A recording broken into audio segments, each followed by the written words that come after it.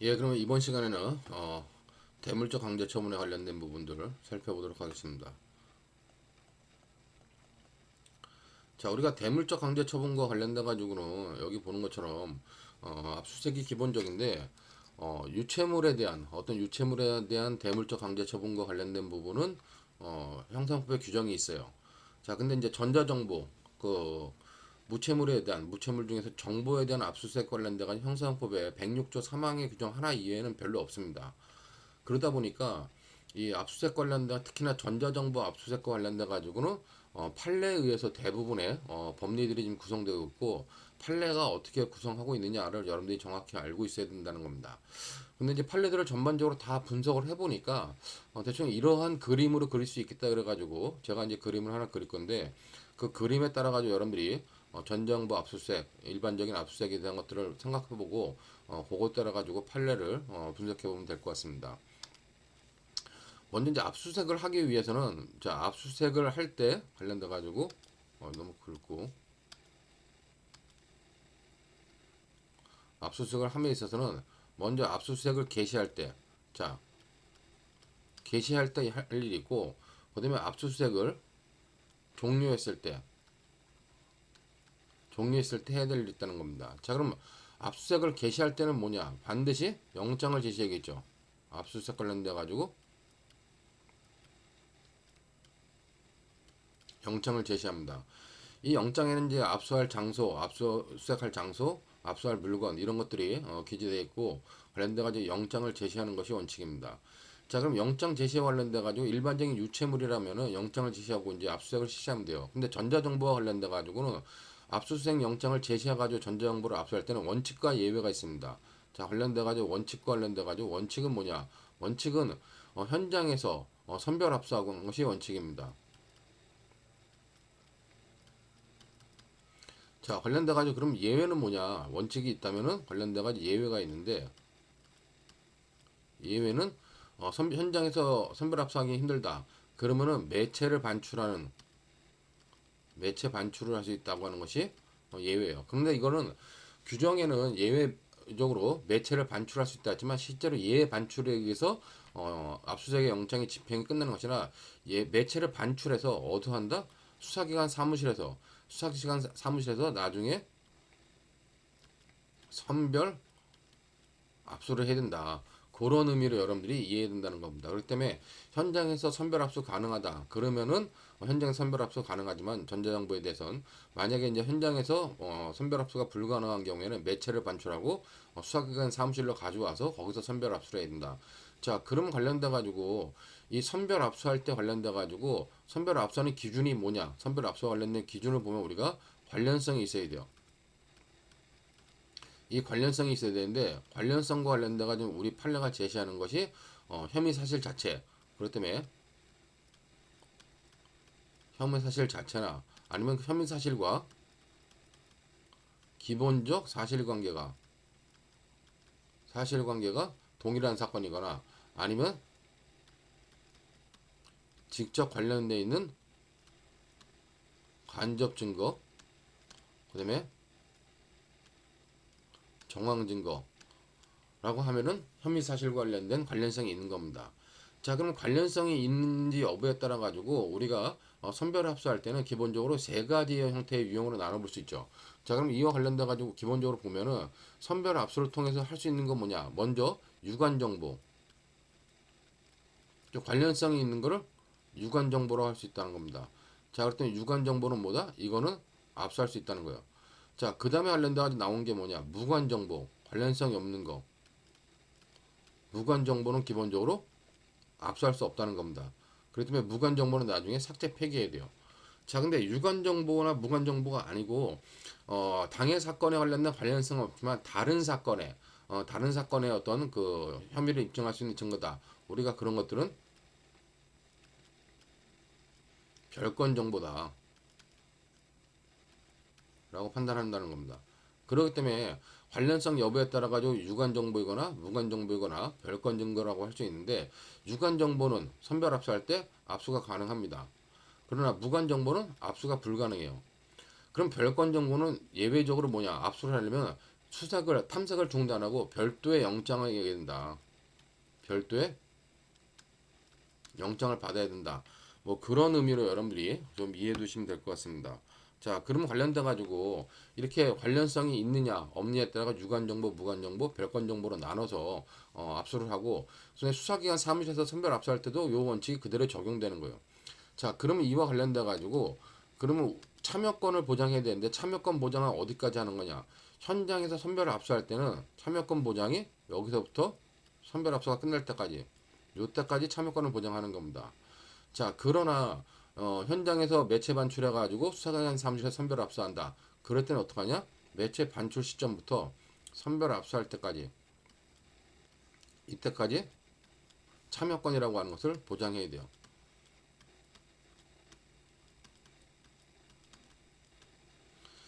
자, 그럼 참여권 보장 관련돼 가지고 일반적인 유체물에서는 유체물을 그 피압수자의 참여권을 보장하면 되지만 전자정보와 관련된 참여권 보장에서는 뭐다? 전자정보와 관련된 참여권 보장에서는 당연히 이 참여권 보장 관련돼 가지고 피압수자와 관련된 참여권을 보장해야 된다. 이거는 피압수자와 관련돼 가지고 이거는 피압수자와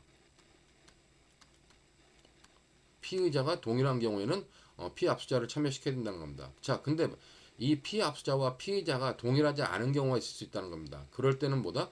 피압수자의 참여뿐만 아니라 실질적 피압수자라고 하는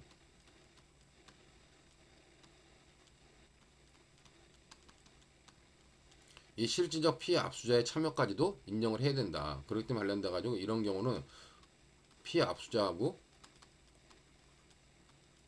그다음에 피의자가 다른 경우다. 그다음에 참여권 보장 관련돼 가지고 요 정도의 내용으로 여러분들이 참여권 보장이 필요하다라고 보면 될 것 같고, 자, 그러면 이제 최근에 작년에 나온 대법원 판례 중에 중요한 것 중에 하나가 그럼 참여권 보장 관련돼 가지고 참여권을 보장해야 되는 참여하는 사람 그 사람에 관련돼 가지고 참여 능력이 있어야 되냐? 그다음에 일반적인 정상적인 정신 능력이 있어야 될 때 참여권 보장 관련돼 가지고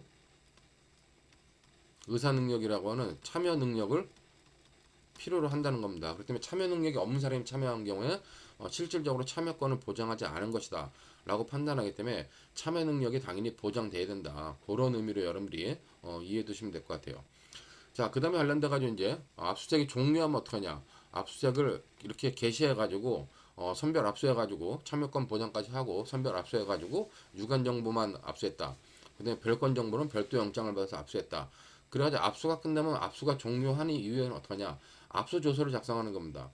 그렇기 때문에 만약 이렇게 수색을 해가지고 압수를 하려고 그랬는데 압수할 물건이 없어요. 그럴 때는 어떻게 한다? 수색 증명서를 먼저 발부합니다. 이 수색 증명서라고 하는 거는 압수를 하지 않았을 때 압수를 못했다. 수색을 했지만 압수할 물건을 압수 못했다. 그럼 그 압수는 못했지만 수색을 했다는 수색 증명서를 발부합니다. 자, 그러나 이제 압수를 한 경우는 뭐냐? 압수한 경우에는 압수조서를 작성하고 그다음에 압수의 상세 목록,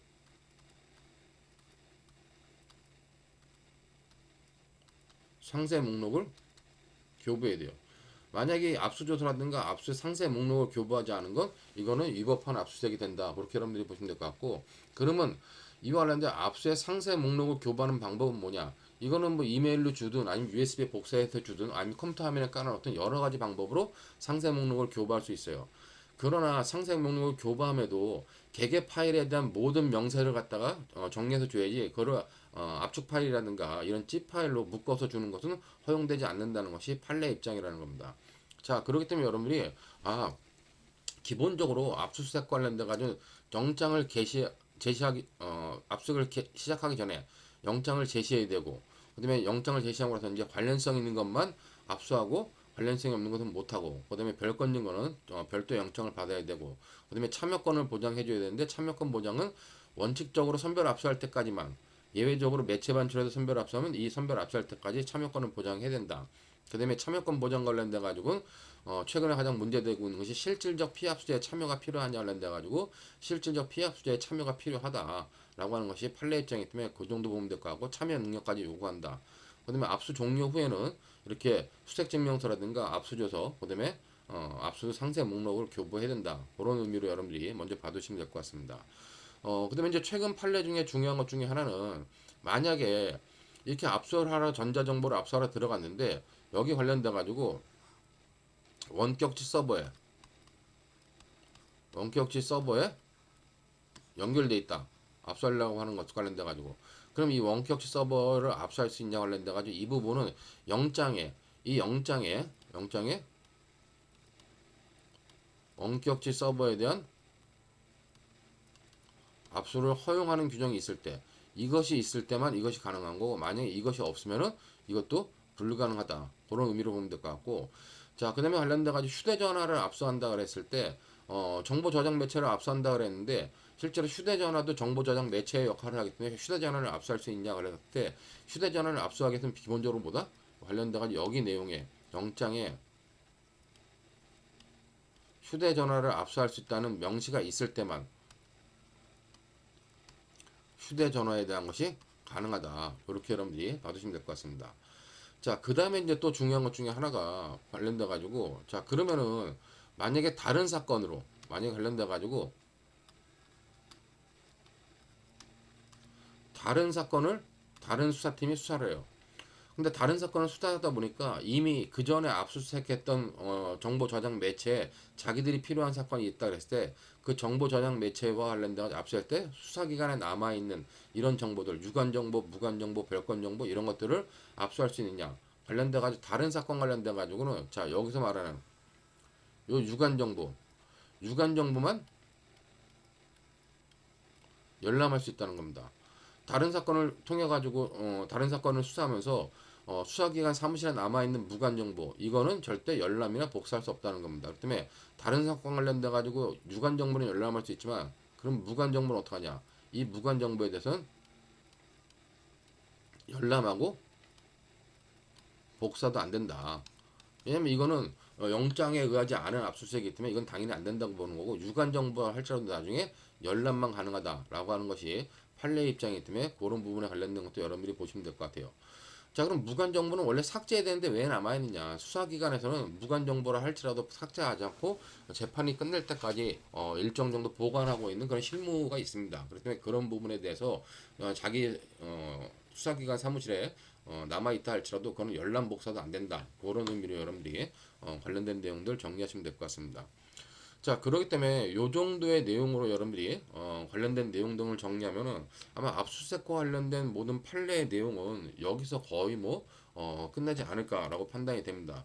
그렇기 때문에 이런 내용 등이 어떻게 구성되어 있는지와 관련된 것들을 판례를 통해서 살펴보도록 하겠습니다. 자, 먼저 여기 나와 있는 것처럼 영장의 청구와 발부고 그래가지고 이거는 기본적으로 뭐 여러 가지 내용이 있지만 아까 봤지만 앞서 자 영장에 기본적으로 압수수색 영장에 적히는 압수할 물건에 컴퓨터 등 정보 처리 장치만 기재되어 있고 원격지 서버에 대한 전자정보가 없었다. 그런 경우보다 이렇게처럼 자 정보 장치만 기재되어 있고 원격지 서버에 대한 전자정보를 압수할 수는 없다. 원격지 서버에 대한 압수수색이 가능하다는 내용이 없었으면 안 된다는 겁니다. 뭐 그런 의미로 여러분들이 이해하면 될 것 같고 2020년도 6월 30일 판례나 요 밑에 나온 판례도 똑같아요. 압수할 물건에 컴퓨터 등 원격지 저장 정보가 있지 않았다면 안 된다. 뭐 그런 의미로 여러분들이 이해해 두시면 될 것 같습니다. 그다음에 관련돼 가지고 이제 요 다음 판례 24년도 판례 관련돼 가지고 만약에 압수할 물건에 저장 장치에 저장되어 있는 전자 정보를 압수할 수 있다는데 만약에 압수할 물건에 휴대전화에 저장된 정보가 포함되어 있지 않다면 자 그렇다면 휴대전화에 저장된 정보를 압수할 수는 없다고 보아야 된다라는 의미로 여러분들이 뭐 그런 의미 보시면 될 것 같습니다. 자, 그 다음에 관련돼 가지고 압수영장의 집행 관련돼 참여권 보장이 필요한데 참여권 보장과 관련돼 가지고 여기 보는 것처럼 자 우리가 기본적으로 참여권 보장과 관련된 내용뿐만 아니라 요 내용에서는 이제 관련돼 가지고 저기 뭐 관련돼 가지고 관련성 관련돼 가지고 관련성이 무엇이냐 관련돼 가지고 기본적인 내용들을 볼 수 있는데 자 혐의 사실과 관련 없는 전자정보 이게 무관 정보라는데 이건 당연히 삭제 폐기해야 된다는 겁니다. 자 그러기 때문에 관련돼 가지고 만약에 복장 수사기관이 새로운 범죄 혐의를 수사하기 위하여 무관 정보가 남아있는 복제본을 열람하는 것은 압수수색 영장으로 압수되지 않은 전자정보를 영장과 추적하는 것과 다름은 않다. 그러므로 복제본은 더 이상 수사기관의 탐색 복제 출력의 대상이 될 수 없다.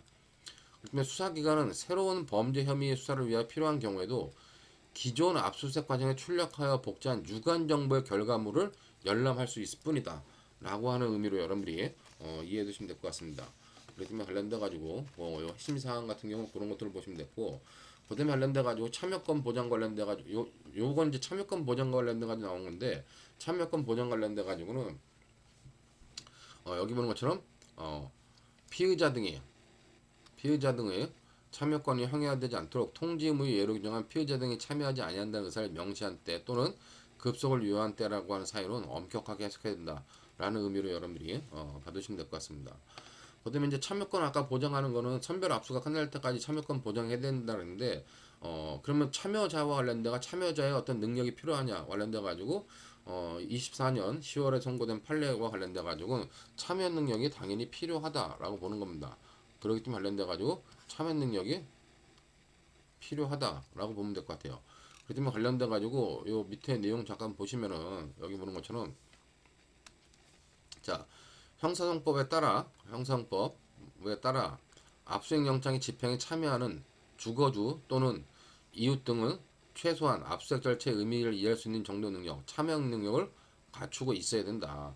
그렇기 때문에 주거나 어떤 건조물을 압수수색할 때 그러면 관리자의 참여가 필요한데 그 관리자는 참여 능력이 있어야 된다는 겁니다. 자, 근데 이와 관련돼 가지고 이거는 단순히 주거주 등의 참여와 문제되는 것이 아니라, 자, 주거주 등 또는 이웃 등이 참여하였다 하더라도 참여자에게 최소한 압수수색 절차의 의미를 이해할 수 있는 정도의 능력이 없거나 부족한 경우, 그런 경우는 자, 주거주 등이나 이웃 등의 참여 없이 이루어진 것과 마찬가지므로 압수수색 절차에서 적법 요건이 갖춰졌다고 볼 수 없으므로 그 집행은 위법하다. 관련돼 가지고 그런 의미로 이해해 두시면 될 것 같습니다. 그렇기 때문에 기본적으로 참여권 보장을 해야 된다. 근데 이제 요 사례와 관련돼 가지고 더 중요한 건 다음 페이지에 있는 것처럼, 자, 이렇게 압수수색을 할 때는 주거주 등의 참여가 필요한데, 그러면은 만약에 피압수자가 관련돼 가지고 피압수자의 참여 능력도 요구하느냐 관련돼 가지고 이렇게 이러한 법리, 위에서 설명한 법리는, 자, 피의자가 동시에 주거주인 경우에도 동일하게 적용된다. 그러므로 피의자의 주거를 압수수색할 때 피의자가 참여권을 갖다가 피의자 참여권을 보장하려면 피의자가 정상적인 정신 능력이 있어야 된다는 겁니다. 그렇기 때문에 관련된 그렇지 않은 경우는 원칙적으로 위법하다. 그렇게 여러분들이 봐주시면 될 것 같아요. 자, 이 사건은 뭐냐면 여기 보면은, 자, A 관련돼 가지고 A는 이 사건 압수수색 당시 형사법에서 정한 주거주 등으로 참여 능력이 없거나 부족한 것으로 볼 여지가 있고, 관련돼 가지고 A는 이 사건 압수수색 직전에 재물손괴 등의 현행범으로 체포되어 경찰 조사를 받았는데, 이를 계기로 수사기관이 A의 정신과 치료 내용이나 현행범 체포 당시의 사정 등을 파악하고 있었다. 그러면 A를 참여시켜서는 안 된다는 겁니다. 관련돼 가지고 이 사건은 여기 보는 것처럼 A의 그 A는 이제 딸내미고, 그다음에 이제 피고인이 있는데 피고인이 마약류에 관한 법률 위반으로 기소됐어요. 그러니까 피고인 관련돼 가지고 피고인의 집에 압수수색을 갔는데, 피고인 집에는 지금 A라고 하는 딸내미가 있었는데, 이 딸내미는 관련돼 가지고 여기 보는 것처럼 이미 정신과 치료받는 내역이라든가 이런 것들이 있어가지고 정상적인 능력이 없다는 걸 수사기관이 알 수 있었다는 겁니다. 근데 관련돼 가지고 A만을 참여시켰다. 그래서 압수수색 당시 A만을 참여시켰다는 것은 결국 위법한 것으로 본 것이다. 그런 의미로 여러분들이 이해해 주시면 될 것 같습니다. 그다음에 이제 참여권 보장 관련된 유사한 판례로서 참여권 보장과 관련된 판례로 보시면 될 것 같아요. 이거는 수사기관이 이제 압수수색을 할 때는 수사기관 자체가 압수수색을 하거나 아니면 제3자의 도움을 받아야 될 필요가 있을 때는 제3자의 도움을 받을 수 있다는 겁니다. 자, 그러기 때문에 여기 보는 것처럼, 자, 수사기관은 강제처열 등과 같이 강제처분이 법률상 의료인이 아닌 자가 수행할 수 없는 의료행위를 수반하는 경우, 그러니까 수사기관이 자기가 직접 압수수색을 해야 되는데 자기가 직접 압수수색할 수 없는 경우, 즉 법률상 의료인이 아닌 자가 수행할 수 없는 의료행위를 수반하는 경우, 그 다음에 잠금장치 해제라든가 아니면 전자정보의 복호와 관련돼 가지고 전자정보 해제, 전자정보 복호화나 중량 압수물만 같이 단순한 기술적 사실적 보조가 필요한 경우, 그다음에 관련돼가지고 압수수색 후 환부의 대상이 될 도품의 특정을 위하여, 자, 어떤 도품의 특정을 위하여 필요한 경우는 제한된 범위 내에서 제3자의 집행조력이 정당화될 수 있는 예외적인 경우가 있다. 그런데 이런 경우가 아닌 이상은 참여를 다른 사람을 참여시키는 것은 기본적으로 위법하다 본 겁니다. 그렇기 때문에 압수수색 현장에서 형사법상 참여권자나 참여할 수 있도록 규정된 사람, 그러니까 여기는 정확하면 참여할 수 있도록 규정된 사람 이외의 사람을 참여시킬 수는 없다. 그런데 참여가 허용된 사람 이외에 제3자를 임의로 참여시켰다면 그건 위법한 압수수색이 된다라고 보면 판례입니다. 그렇기 때문에 관련돼 가지고 그런 의미로 여러분들이 보시면 될 것 같고, 그다음에 이제 참여권 보장과 관련돼 가지고 요거는 경찰이 친권자를 통하여 미성년자인 자녀가 사용 관리하는 휴대전화를 압수한 절차 위법 여부인데 이거 당연히 위법하다 본 거죠. 이거는 우리가 흔히 알고 있는 숙명여고 쌍둥이 숙명여고의 쌍둥이 자녀에 대한 휴대폰을 갖다가 압수수색을 했는데 그걸 안돼 가지고 부모가 관리하고 있다 그래 가지고 그 부모의 동의만 갖고 참여를 시킨 경우에 이거는 위법하다고 본 겁니다. 그래서 그런 의미로 여러분들이 이해해 두시면 될 것 같습니다.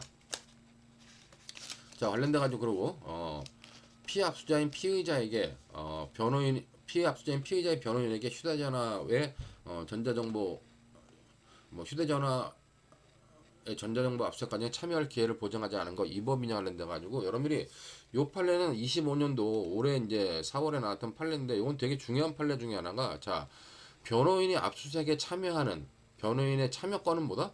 이 변호인의 참여권은, 자, 변호인에게 주어진 고유의 권한입니다. 따라서 피의자한테 참여권을 보장하더라도 변호인한테 별도로 보장을 해야 돼요. 그렇기 때문에 압수수색 영장에 집행에 참여할 기회를 별도로 보장해야 된다는 겁니다. 변호인한테. 그러므로 변호인한테 참여권을 별도로 보장하지 않았다. 그것은 위법이다라고 하는 판례가 요 판례입니다. 근데 요 판례 관련된 여러분들이 잘 알아두셔야 될 거는, 이건 이제 과거의 판례도 있었죠. 요 판례 말고 과거의 판례도 있었는데, 과거의 판례는 피의자가 참여하지 않겠다 그랬습니다. 그 때문에, 자, 피의자가 참여하지 않겠다. 참여를 거부했습니다.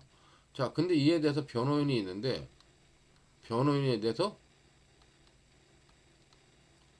참여권 보장을 하지 않은 겁니다. 자, 그랬을 때 대법원이 뭐라 했냐? 이와 관련돼 가지고 이거는 참여권 보장하지 않은 거, 이거 위법이라고 본 겁니다. 얘가 참여권 거부했더라도 이 변호인한테는 별도로 보장해야 된다는 거예요. 근데 요번 판례는 뭐냐? 요번 판례는 피의자한테 참여권 보장했어요. 그래가지고 실제로 피의자가 참여했다는 겁니다. 자, 근데 변호인한테 참여권을 별도로 보장하지 않았다. 그랬을 때 그것이 위법이냐 했을 때, 피의자가 참여를 했다 할지라도 변호인한테 참여권 보장하지 않은 거, 그건 역시 위법이다라고 본 판례가 25년도 판례입니다. 그렇기 때문에 변호인한테 참여권 보장 여부와 관련돼 가지고 피의자의 참여 여부와 상관없이 변호인한테 별도로 보장해야 된다. 그런 의미로 여러분들이 이해해 두시면 될 것 같습니다. 자, 관련돼 가지고 이제 21년도 1월 27일 날 나온 이 판례는 우리가 아까 봤지만 피압수자하고 그다음에 피의자가 다른 경우에는 피의자라고 하는 사람을 실질적 피압수자로 해가지고 실질적 피압수자를 참여시켜야 된다고 한 판례가 관련돼 가지고 2021년도 11월 17일 날인가 18일 날은 전원합차 판결에서 나왔고, 그때 실질적 피압수자를 참여시켜야 된다 그랬고, 요 21년도 1월 27일 나온 판례는 실질적 피압수자라고 하는 것들은 무엇을 말하는 것이냐 관련돼 가지고 실질적 피압수자에 관련된 개념을 정의한 판례다. 그렇게 여러분들이 받으시면 될 것 같습니다. 그렇기 때문에 관련돼 가지고 여기 보면은 마지막에 있는 것처럼, 자, 실질적 피압수자라고 하는 건 뭐냐? 자, 이것처럼 정보 저장 매체를 이미 제출한 피압수자에 대하여 이미 제출자가 아닌 피의자에게도 참여권이 보장되어야 되는 피의자가 소유 관리에 속하는 정보 저장 매체란 피의자가 압수수색 당시 이와 시간적으로 근접한 시기까지 해당 정보 저장 매체를 현실적으로 지배 관리하면서 그 정보 저장 매체 내 전자정보 전반에 관한 전속적인 관리 처분권을 보유 행사하고, 그다음에 달리 이를 자신의 의사에 따라 제3자에게 양도하거나 포기하지 아니한 경우로서 피의자를 그 정보 저장 매체에 저장된 정보에 관하여 실질적 피해 압수자로 평가할 수 있는 경우를 말하는 거다. 그렇기 때문에 요 판례에서 실질적 피해 압수자의 개념을 말한 겁니다. 자, 그러므로 만약에 정보 주체가 관련돼 가지고 그 정보 저장 매체를 버렸다. 버린 경우에는 실질적 피해 압수자로 평가할 수 없다는 겁니다. 즉 관련돼 가지고 여기 보는 것처럼 그럼 버린 경우에 그럼 그 정보 저장 매체 안에 있는 정보는 결국 누구예요? 어떤 뭐 피의자의 것이긴 하지만 전자정보에 식별되는 정보 주체에 해당한다는 사정 그것만으로는 실질적 피해 압수자로 판단할 수 없다라고 하는 것이 요 판례였다. 그런 의미로 여러분들이 관련된 내용 받으시면 될 것 같습니다. 그다음에 이제 22년도 5월에 나온 거 관련돼 가지고 요것도 이제 관련돼 가지고 실질적 피해 압수자에게 참여권 보장하지 않은 경우 당연히 위법이다라는 것으로 본 겁니다. 그 때문에 요 22년도 5월 31일자 판례는 기본적으로 뭐 다음이라든가 카카오라든가 네이버 메일을 압수하는데 네이버라든가 카카오에 정착 제시하는 것 보면은 그 메일 계정의 주인한테 참여권 보장하지 않은 거 다 위법이다라고 본 판례이기 때문에 이 두 가지 판례는 여러분들이 그런 의미로 이해하고 있으면 될 것 같습니다. 자, 그다음에 관련돼 가지고 우리가 이제 압수수색을 할 때는 관련성 있는 것만 압수수색하면 된다 그랬는데 관련성과 관련돼 가지고 기본적으로 관련성이 없는 거는 별건 압수는 하지 못한다는 겁니다. 근데 관련성 요건 관련돼 가지고 여기 나오는 거는 관련성 요건 1번이에요. 그러니까 관련성 요건은 증거 수집의 제한으로서 별건 압수가 금지된다. 관련성이 없는 물건은 압수할 수 없다라고 하는 것입니다. 그 때문에 관련돼 가지고 이거 이외에 또 최근에 중요한 것 중에 하나는 이 뒤에 보는 것처럼 자 관련성 요건으로 두 번째 관련성 요건을 파해 가지고 관련이 없는 건 압수할 수도 없고 그다음에 관련이 없는 증거는 사용할 수도 없다라고 하는 관련성 요건을 일리로 나눠 놓고 있는 것이 현재 판례 입장이다. 그렇게 여러분들이 받으시면 될 것 같습니다. 관련돼 가지고 여기는 이제 보면은 관련성이 있느냐 없느냐 관련돼 가지고 그럼 관련성의 개념을 갖다 먼저 설명하고 있는데 아까 제가 잠깐 설명했었지만 관련성이라고 하는 건 혐의 사실 자체 또는 그와 기본적 사실관계가 동일한 범행 그런 것과 아니면 직접 관련되어 있는 경우로서 간접 증거나 정황 증거로 사용될 수 있는 경우 이런 경우에 객관적 관련성이 있다고 할 수 있다. 다만 혐의 사실과 단순히 동종 유사 범행에 관한 것이라는 사유만으로는 객관적 관련성이 인정되는 것은 아니다. 뭐 그런 의미로 여러분들이 이해해 두시면 될 것 같습니다. 자, 그렇기 때문에 이 관련성 요건 관련된 판례들은 올해 나온 판례들이 이제 관련성이 있다. 없다 뭐 정리해 놨는데 관련돼 가지고 여러분들이 뭐 한 번씩 받으시면 될 것 같아요. 그러니까 25년도 요 5월 2월 13일 나온 판례 관련돼 가지고는 여기 보는 것처럼 자, 이 사건 압수수색 영장에 따라 압수된 피고인을 제외한 다른 피고인들의 활동 내역에 관한 증거 이런 것들은 관련성이 있다고 본 것입니다. 그다음에 이제 2월 27일 날 나온 판례와 관련돼 가지고 이거는 여기 보는 것처럼 이 사건 문건은 최초 압수수색 영장 혐의 사실에 관한 간접 정황 증거가 될 수 있고 그다음에 자백의 진성을 닮아나 보강 증거로서의 가치가 있으므로 관련성이 있다라고 판단한 거기 때문에 그런 의미로 여러분들이 관련성이 있다라고 본 거고 25년 4월에 나온 거는 이거는 관련성이 없다고 본 판례입니다. 이거는 새마을금고 중앙회 회장이었던 피고인 원이 자 피고인이 새마을금고 중앙회 회장이었는데 기본적으로 자산운용사 대표로부터 변호사비 5천만 원을 대납받거나 이를 요구 약속하고 계열사 회사 계열사 대표이사로부터 관련된 황금 도장을 받은 사안으로 기소됐는데 이와 관련돼 가지고 이제 대법원의 입장에서는 이거는 여기 보는 것처럼 대법원은 뭐 기본적으로 피고인 원이 변호인을 선임하는데 추가 선임료 지급 채무를 부담한 바 없다. 그리고 관련돼 가지고 사회 통념상 피고인이 직접 받을 것을 요구하고 약속한 것과 같다고 보기는 어렵다. 그러므로 관련성이 없다고 본 겁니다. 그렇지만 관련돼 가지고 그런 용도로 보면 될 것 같고 그다음에 두 번째 황금 도전 관련돼 가지고 정황 증거 내지 간접 증거에 해당한다고 보기도 어렵다. 그렇기 때문에 관련성이 없다라고 본 것이므로 그런 의미로 여러분들이 관련된 내용들 정리하시면 될 것 같습니다. 자, 그다음에 25년도 올해 나온 판례 중에 또 중요한 것 중에 하나는 기본적으로 공무상 비밀을 누설하는 형태로 어떤 이득을 취득한 경우에 관련돼 가지고 어떻게 볼 것이냐는 건데 여기 보는 것처럼 자 공직자가 업무 처리 중 알게 된 비밀을 이용하여 재물 또는 재산상 이익을 취득하거나 제3자 취득한 경우 이때는 부패방지권익위법 86조 1항 위반죄가 성립해요. 자 근데 공직자가 업무 처리 중 알게 된 비밀을 누설하는 경우에 형법상 공무상 비밀 누설죄가 원래는 성립합니다. 그랬을 때 이 부패 방지 권익위법에 의해서 처벌받을 때 별도로 공무상 비밀누설자가 성립하냐 했을 때 별도로 공무상 비밀누설자가 성립하지 않는다라고 보는 것입니다. 자, 그다음에 관련돼 가지고 이제 이렇게 한 사람이 군인이었는데 요 판례 관련돼 가지고 중요한 거는 이렇게 관련돼 가지고 자, 압수수색 영장에서 특별히 제한하고 있지 않는 한 신분적 재판권에 관한 군사법원법 2조에 정한 군인, 군번 등이 아닌 사람이 소유, 소지, 보관하고 있는 물건도 해당 압수수색 영장이 범죄 혐의의 관련성과 압수할 필요성이 인정되는 경우 군사법원법상 압수의 대상이 될 수 있다는 겁니다. 그렇기 때문에 군사법원법상 압수의 대상이 되는 거는 군이나 군무원들이 가지고 있는 것만 되는 것이 아니라 일반인에 대한 것도 가능하다. 뭐 그런 의미로 여러분들이 봐두시면 될 것 같고, 자, 그다음 관련된 관련성 요건 두 번째로는 그 전까지는 대법원이 관련성 요건은 증거의 수집에 있어서만 적용된다고 봤는데 요 판결을 통해서 23년도 6월 1일 판결을 통해 가지고 자, 여기 보는 것처럼 헌법 12조의 영장주의와 그다음에 형사헌법 119조 1항 단서의 강제처분 법정주의, 이거는 수사기관의 증거 수집뿐만 아니라 강제처분을 통하여 획득한 증거의 사용에까지 아르는 형사처의 기본 원칙이다. 그렇기 때문에 이 증거 사용 제한의 법리가 그대로 적용된다. 그런 의미로 여러분들이 봐두시면 될 것 같습니다. 자, 그다음에 이제 관련돼 가지고 밑에 사안을 보시면은 아까 우리가 집행 후에 조치인데 압수수색 영장을 다 집행했다. 그랬을 때는 어떻게 한다? 압수수색 영장을 집행했을 때는 압수한 것이 없을 때는 수색 증명서를 발부하고 압수한 것이 있을 때는 압수조서를 작성하고 그다음에 상세 목록을 갖다 교부해야 된다. 근데 이 사건에서는 그런 것들을 하지 않은 것이 이제 문제된 케이스입니다.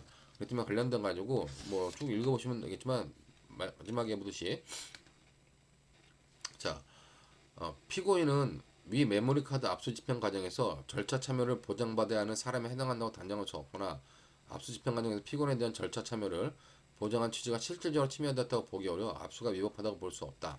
자, 이 케이스는 뭐냐면은 기본적으로 어, 피고인이 여기 보면 이제 피고인이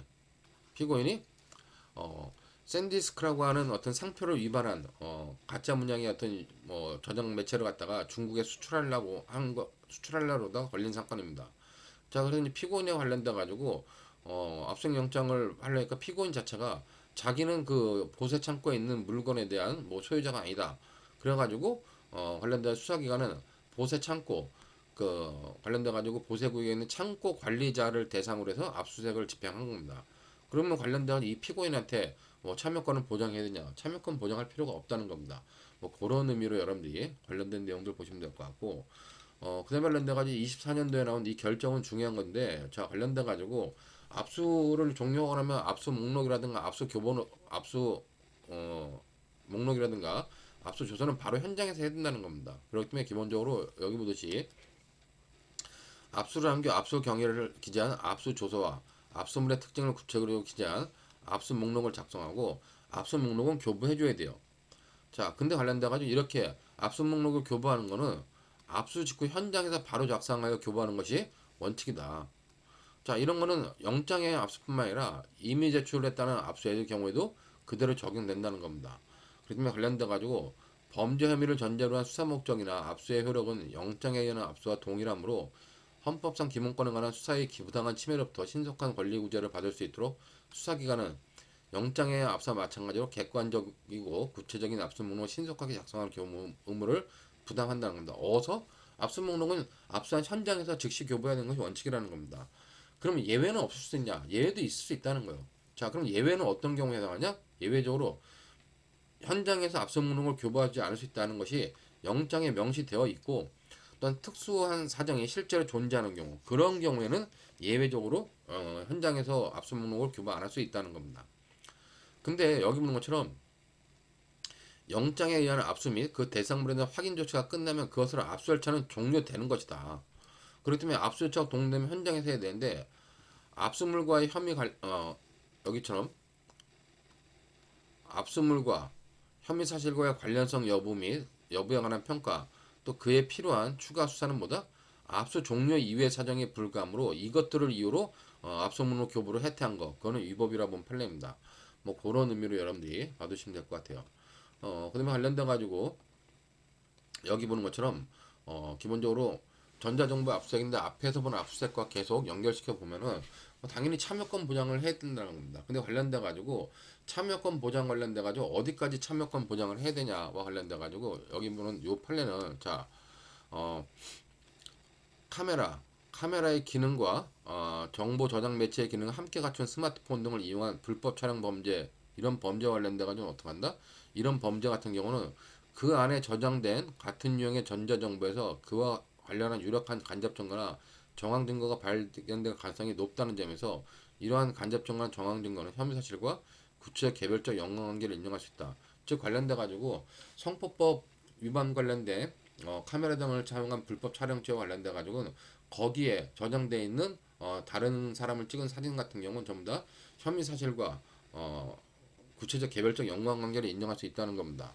자, 그럼 관련돼 가지고 요 사건 같은 경우 보면 자, 이런 법리는 스마트폰을 이용한 불법 촬영 범죄. 자, 우리가 기존까지 이제 대법원이 판시한 거는 스마트폰을 이용한 불법 촬영 범죄. 당연히 이럴 때는 뭐다? 이럴 때는 혐의성이 인정된다고 보는 겁니다.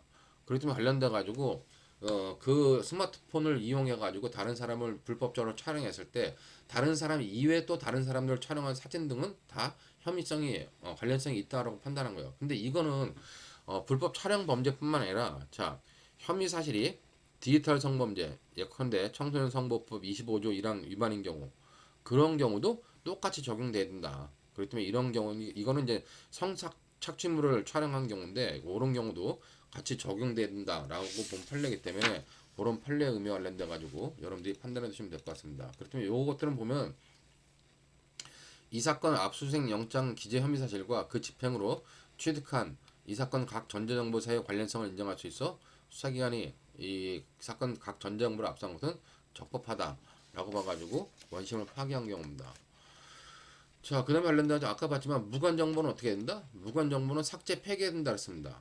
자, 근데 무관정보는 삭제 폐기하고 유관정보만 열람 허용할 수 있다는 건데 관련돼 가지고 만약에 무관정보를 본 경우 위법하다 본 거죠. 그렇기 때문에 여기 보는 것처럼 자, 혐의 사실과 관련이 없는 전자정보 일명 무관정보는 삭제 폐기된다.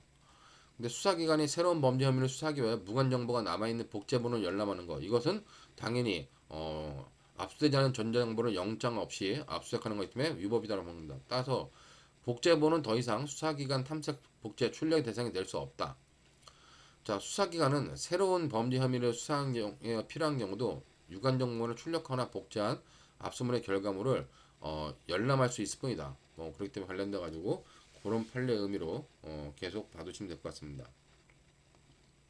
그 관련돼 가지고 뒤에 판례도 역시 똑같은 내용이다. 그렇게 여러분들이 보시면 될 것 같고, 그다음에 이제 전자정보에 대해서는 원본 동일성을 증명하는데 일반적으로 뭐다? 원본 동일성 관련돼 가지고는 해시값 비교를 하는 것이 뭐 원칙이다 그러지만 이것만이 원칙이 아니라 여러 가지 다른 방법에 의해서도 해시값 분석 이과 같은 동일성 여부를 판단할 수 있다는 겁니다. 그렇기 때문에 재반 사정을 종합하여 사본의 원본 동일성 증명 여부를 판단할 수 있다. 그렇게 여러분들이 봤으면 될 것 같아요. 이건 이제 원심 관련된 원심은 뭐랬냐면 원심은 관련된 원본이 없어졌어요. 그러니까 원본이 현존하지 않아요. 원본 파일이 복사되는 편집되는 인위적 계적 없이 원본 내용이 그대로 복사되었다는 점을 확인할 수 없다. 그렇기 때문에 관련돼 가지고 동일성이 인정되지 않는다고 판단한 겁니다. 근데 대법원은 뭐냐? 그거는 해시값을 원본이 있다면 해시값 비교를 하면 되는데 해시값 비교를 할 원본이 없다 할지라도 자, 그렇더라도 여기 일부는 원본 동일성이 인정돼 증거 능력이 있다고 볼 여지가 많다. 왜냐면 다른 방법으로 동일성 여부를 충분히 확인할 수 있다. 그런 의미로 여러분들이 봐두시면 될 것 같아요. 자, 그다음에 관련돼 가지고 이제 통신 제한 조치와 관련된 몇 가지 판례가 있는데 이 판례는 뭐 그냥 객관식용으로 나올 수 있는 거기 때문에 그것만 여러분들이 좀 봐두시면 될 것 같습니다. 자, 인터넷 방송 사업자가 인터넷 방송에 방송자가 비공개 조치를 취하지 않고 인터넷 방송을 송출하는 경우 이런 경우는 뭐냐? 누구든지 볼 수 있다는 겁니다.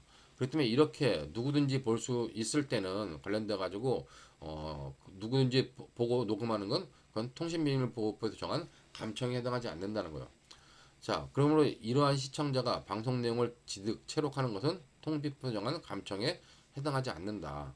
근데 문제는 인터넷 방송 사업자가 자 비공개 조치를 취한 후 방송을 송출하는 경우 자, 비밀번호를 걸어놓고 송출하는 경우, 그때는 뭐다? 인터넷 방송의 당사자가 아닌 제3자, 허가받지 못한 사람은, 그러니까 이 비밀번호를 받지 못한 사람은 제3자에 해당하고, 자, 이러한 제3자, 즉 비밀번호를 받지 못한 제3자가 비공개 조치된 인터넷 방송을 비정상적 방법으로 녹화하는 것은 통일법상 감청에 해당한다. 뭐 그런 의미로 여러분들이 이해해 두시면 될 것 같습니다. 자, 그다음에 관련돼 가지고 뭐 영장주의 예외와 관련된 뭐 여러 가지 내용 등이 있는데, 관련돼 가지고 영장주의 예외와 관련돼 가지고는 기본적으로 여기 나오는 것처럼, 자, 어 형사형법 216조 3항에 의해서 범죄 현장에서 압수를 했습니다.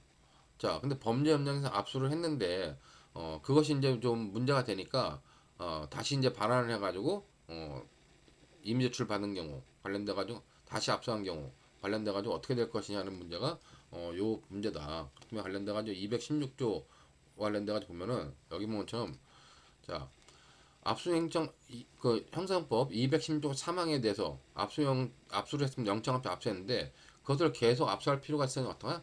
압수수색 영장을 청구해 가지고 사후 영장을 받아야 되는 겁니다. 자, 근데 사후영장을 발부받지 못했다. 사후영장을 발부받지 못하면 바로 반환해야 된다는 겁니다. 근데 그 바로 반환하지 않고 있다가 관련돼 가지고 다른 새로운 영장을 발부받아 가지고 압수한 경우에 위법하냐 관련돼 가지고 요거는, 자, 피고인이라는 사람이 어떻게 했냐? 피고인이 무등록 외국한 업무를 하였다는 외국한 거래법 위반으로 기소가 됐어요. 자, 근데 이와 관련된 수사기관이 어떻게 했냐? 이 대전지방검찰청, 경찰청, 대전지방경찰청 소속 사법경찰관이 어떻게 했냐? 서울에 있는 피고인의 영업소에서 형사법 210조 3항을 근거로 영장 없이 피고인의 휴대전화를 압수했습니다. 자, 이거는 이제 범죄 현장에서의 영장 없는 압수로서 가능하다 판단하지 압수한 겁니다. 근데 압수한 전화를 계속 압수를 유지하려면 사후 영장을 받아야 돼요. 자, 근데 관련돼 가지고 압수영장을 청구했으나 법원에서 압수조사 및 압수목록 미작성 등 이유 압수영장이 기각됐습니다. 자, 기각되면 어떡하냐? 기각되면 바로 반환해야 된다는 겁니다. 자, 기각되었으면 그때 바로 반환하는데 사법경찰이 대전에 있는 사경이 서울에 있는 피고인한테 전화해가지고 휴대전화 받아가라고 얘기한 겁니다. 자, 근데 네가 받아가더라도 다시 압수할 것이라고 했어요. 그러니까 피고인은 야, 그러지 말고 같은 합리적 근거를 들어가지고 우편으로 나한테 반환해달라. 내가 대전까지 내려가는 힘드니까 우편으로 나한테 보내달라고 했는데 이 대전지방경찰청 사경은 계속해서 그 우편으로 반환할 것을 거절하고 직접 출석하여 수령할 것을 요구했습니다. 자, 그다음에 이제 피고인이 좀 있다가 휴대전화를 받기로 출석하기로 했는데 관련돼 가지고 출석하지 않았어요. 그러니까 사경은 좀 있다가 다시 이 사건 휴대전화에 대한 저장 정보에 대한 압수수색 영장을 신청하고, 자, 그 이후에 이렇게 이 사건 휴대전화에 저장된 정보에 대한 압수수색 신청하고 압수영장이 발부되었다는 겁니다.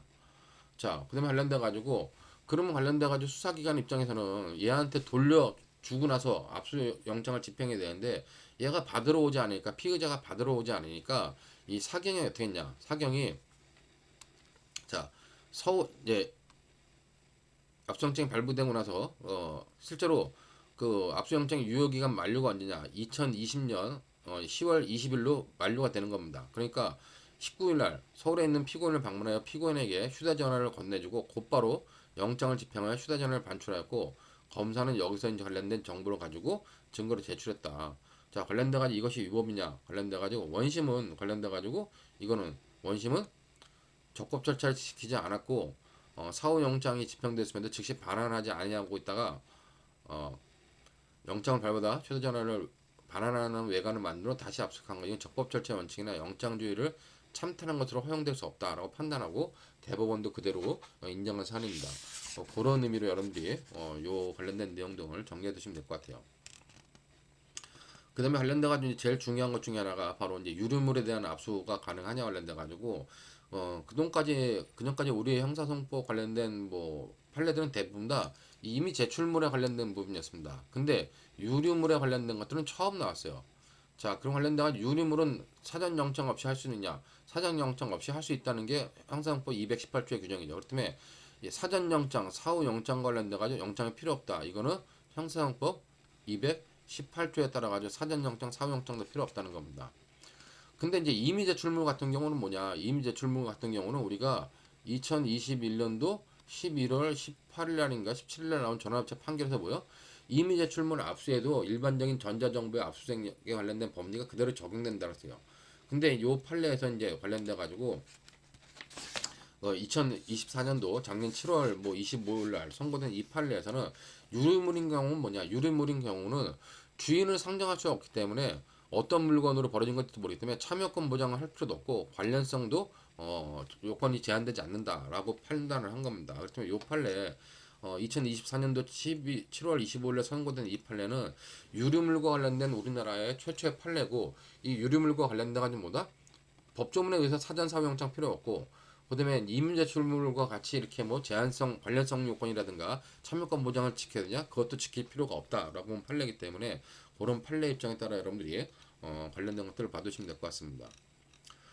그다음에 이제 임의제출물 관련돼 가지고 임의제출물은 피의자의 전적인 자유로운 임의성에 의해서 제출된 것을 말하는 것인데 그 임의성에 대해서 의심이 있을 때는 어떡하냐? 검사가 임의성이 있었음을 증명해야 되고 그렇게 증명되지 않은 경우는 임의제출이 인정되지 않는다고 보는 겁니다. 근데 이 사안은 뭐냐면 피고인이 성폭법 위반 관련된 카메라 등을 이용한 촬영죄로 이제 단속이 된 겁니다. 근데 피고인은 현행범 체포 당시 목격자로부터 휴대전화를 빼앗겨 위축된 심리 상태였어요. 자, 그다음에 이제 목격자 및 경찰관으로부터 휴대전화를 되찾기 위해 달려들기도 했다는 겁니다. 자, 그다음에 관련돼 가지고 그러면 임의 제출할 경우 피의 압수물을 임의로 돌려받지 못한다는 사정을 고지하였음을 인정할 자료가 없다. 그러므로 휴대전화를 임의 제출할 경우에 나중에 번의하더라도 되돌려받지 못한다는 사정을 인식하였다고 단정하기 어렵다. 그러므로 관련돼 가지고 이거는 임의 제출에 있어서의 임의성이 의심되는 경우다라고 판단하는 겁니다. 자, 그러면 관련적으로 이제 일반적으로 성법 위반된 카메라 등을 이용한 촬영죄 관련 현행범 체포됐다. 그러면 체포 현장에서 압수수색을 하면 돼요. 수사기관에 일반적으로. 근데 이런 경우에 수사기관은 체포 현장에서 압수수색을 안 하고 임의 제출 받으려고 한다는 겁니다. 자, 그럼 관련돼 가지고 왜 임의 제출을 받으려고 그러냐? 체포 영장에 의한 체포 현장에서 압수수색으로 영장 없이 압수하게 되면 나중에 사후 영장을 받아야 돼요. 근데 임의 제출로서 압수하면은 그거는 사후 영장이 필요 없기 때문에 일반적으로 임의 제출 받으려고 한다는 겁니다. 근데 이 당사자 같은 경우는 피고인은 관련돼 가지고 임의 제출을 할 만한 그런 사정이 있지 않았다. 그렇게 해서 임의 제출에 대해서 부정적이었기 때문에 그런 것들을 검사가 입증하지 못하면은 임의 제출의 임의성이 인정되지 않는다고 보면 판례입니다. 그런 경우 관련돼 가지고 보면 될 것 같고 그걸 관련돼 똑같이 밑에 보면 현행범 체포 현장에서의 형사법 218조에 따른 압수 가부가 있는데 이거 관련돼 가지고 자 똑같이 현행범 체포 현장 이거는 216조 2항에 의한 경우 형사법 218조 임의제출에 대한 압수 관련돼 가지고는 이건 뭐다? 임의제출에 대한 압수가 가능하므로 사후에 영장도 필요 없다. 자 관련돼 가지고 그러므로 여기 보는 것처럼 현행범 체포 현장이나 범죄 현장에서도 소지자 등의 임의제출이 가능하다. 그러므로 형사법 218조에 따라 영장 없이 압수하는 것이 허용된다. 자, 현행범 체포 현장이나 범죄 현장에서도 뭐다? 임의제출할 수 있다. 그러므로 임의제출 받았다면 뭐다? 별도로 사후에 영장 받을 필요가 없다는 겁니다. 이게 대부분의 확고한 법리이기 때문에 그런 관련된 내용들 봐두시면 될 것 같고 다음으로 이제 압수조서의 작성 및 압수목록 작성 교부문가 있는데 아까 봤지만은 압수목록이라든가 압수조서는 반드시 작성해야 돼요. 그렇지만 하지 않은 경우는 위법이라 그랬고 압수목록을 상당히 나중에 했던 경우는 위법이다라고 하면 그 판례 그대로 때문에 여러분들이 그런 판례의 의미를 이해해 두시면 될 것 같습니다. 자 다음에 이제 뭐 휴대폰 등 저장 매체의 임의 제출 및 전 정부의 탐색 출력 관련돼 가지고 참여권 보장에 관련돼 가지고 실질적 피압수자 당연히 참여권 보장에서는 피압수자하고 어떤 피의자가 다른 경우에 실질적 피압수자를 참여시켜야 된다는 겁니다. 근데 관련돼 가지고 아까 이미 앞에서 봤던 판례와 관련돼 가지고는 단순한 정보 주체 그거는 참여권자가 아니다라고 보면 될 것 같고 증거 은닉범에 대한 압수에서 본범의 참여는 필요 없다. 관련돼 전부 다 이거 조국 교수 관련된 사건들인데 관련돼 가지고 첫 번째 사건은 정경심 교수 관련된 사건이고 두 번째 사건은 조국 교수 관련된 사건이다. 그렇기 때문에 관련돼 가지고 역시 여기도 보면은 실질적 피압수자가 누구냐 관련돼 가지고 여기도 보면 실질적 피압수자의 개념을 갖다 설명하고 있습니다. 관련돼 가지고 여기 보면 이제 그래가지고 이제 쭉 내용을 보면 을이라고 하는 사람은 뭐냐? 을은 증권사 직원이죠.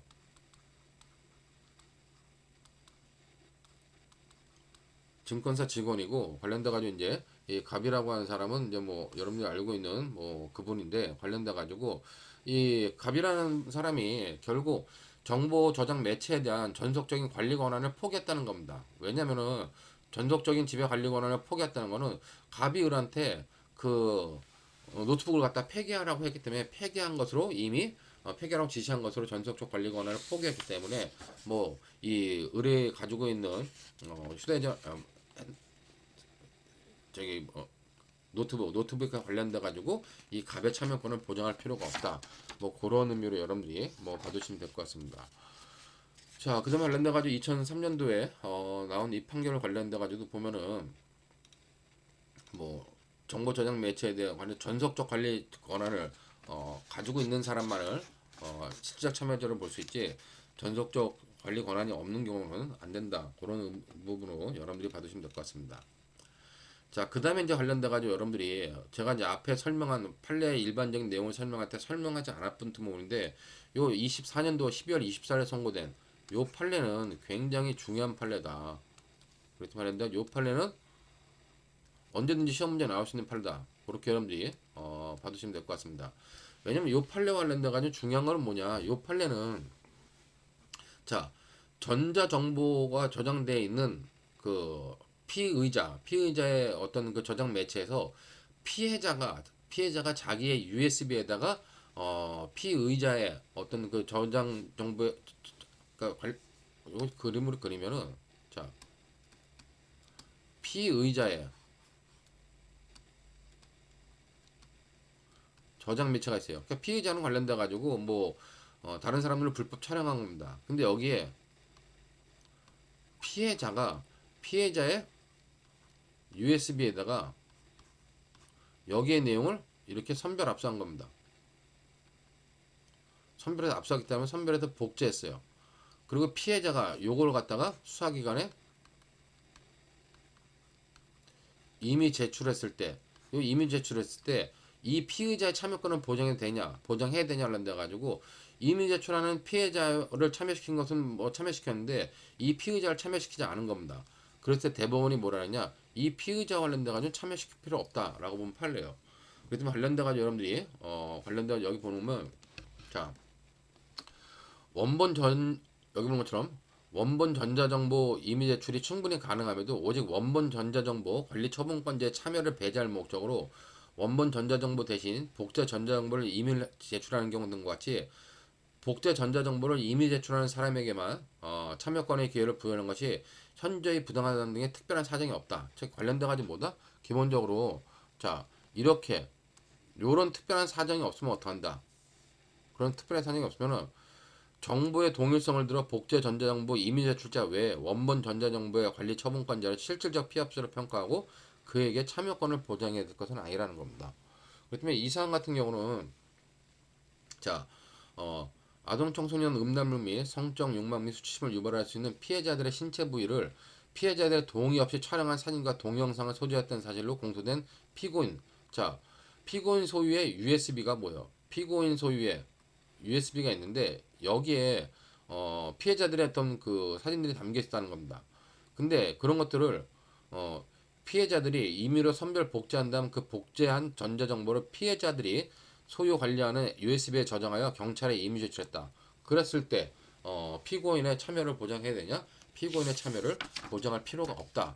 라고 보면 판례이기 때문에 그런 의미로 하면 중요한 판례로 반드시 이해해야 될 판례다. 그렇게 보면 될 것 같습니다.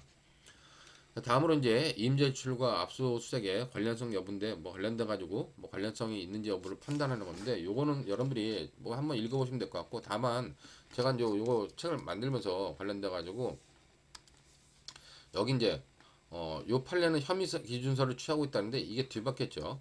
2021년 11월 18일에 선고된 전화위치 판결 관련돼 가지고는 피해자가 피의자의 휴대폰을 뺏어 가지고 제출한 경우 그때는 뭐다? 그때는 혐의 사실 기준서를 취하고 있어요. 자, 근데 요 사안은 지금 소송물 기준서를 취하고 있습니다. 그렇다면 여러분들이 요 두 개의 내용이 바뀌었기 때문에 그것만 여러분들이 정리해 두시면 될 것 같고, 그다음에 이제 압수조서 미작성이라든가 이런 관련돼 가지고 문제된 케이스이기 때문에 여러분들이 뭐 한번 읽어봐 주시면 될 것 같습니다. 자, 이렇게 해가지고 우리가 기본적으로 전자정보와 관련된 부분 관련돼가지고 대물적 강제적 전자정보를 중심으로 대물적 강제처분에 관한 것도 마치고 잠시 쉬었다가 수사의 종결부터 다시 보도록 하겠습니다.